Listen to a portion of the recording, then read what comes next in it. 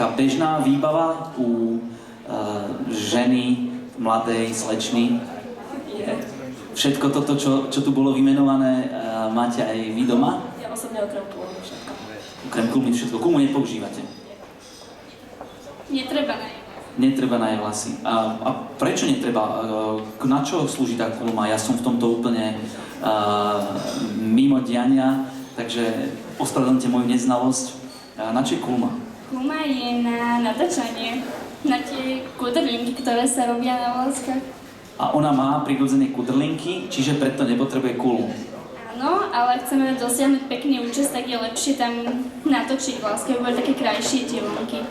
Rozumiem. No tak asi potom, keď budete chcieť takýto účes si spraviť, tak vám bude treba aj kulma. Plánujete ju kúpiť v budúcnosti? Snáď ju dostanem od Veroniky. Od Veroniky do daru. To je zaujímavé. Tak dúfam, že sa to teda podarí. A teraz vlastne, čo sa deje? V akom sme procese v tomto? Teraz rozčesávame vlásky. Rozčesávame vlásky. Bolí to? Nie. Vôbec to ani nekváka, neťahá? Cítim, že mám čaše, ale nebolo to. Neboli to. Tak